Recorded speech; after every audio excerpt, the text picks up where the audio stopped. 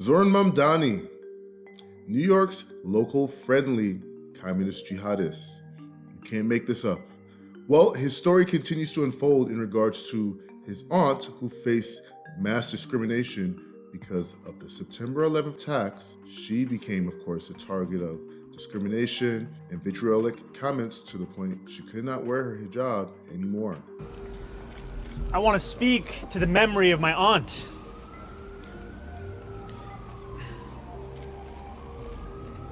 Who stopped taking the subway after September 11th because she did not feel safe in her hijab. Turns out not only did she not live in New York City at the time of 9/11, she did not live in the United States of America. But journalists were able to find her job history after he made this comment.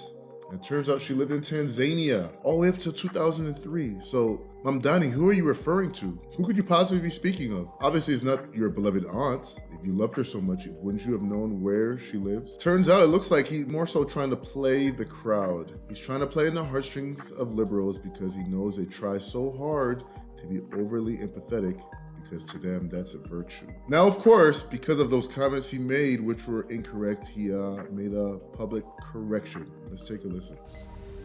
I was speaking about my aunt. I was speaking about Zerafui, my father's cousin, who sadly passed away a few years ago.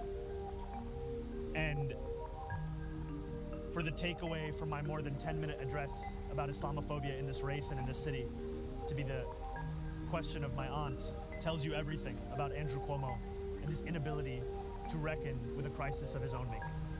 What do you think about all that? Did she live here? Did she not live here? Are you going to correct that aspect of the story, or did they get it right that she wasn't even in the country? And secondly, she passed away.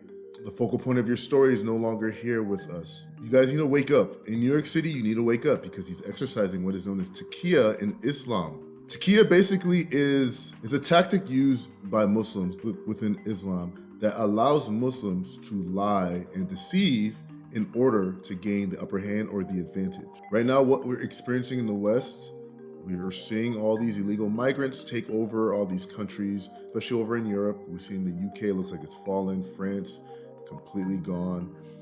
The last bastion of Western hope lies in the United States of America.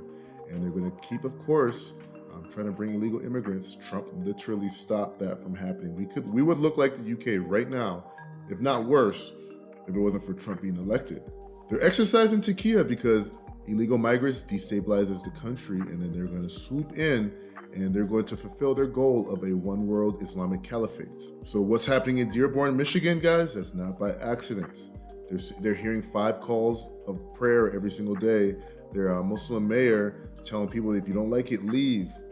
You see what's happening in my hometown of Minneapolis. We have all the Somalis there that are taking over. Milan Omar, Keith Ellison created a stronghold where they're, of course, siphoning money. Liberals keep propping these people up and strengthening them and giving them the power that they need. Also, the loopholes of not having voter ID is preventing us from vetting our voting processes to make sure it's citizens that are voting and not illegals voting. You guys leave me your thoughts down below, your comments. Make sure to like this, hit that subscribe button. Deuces.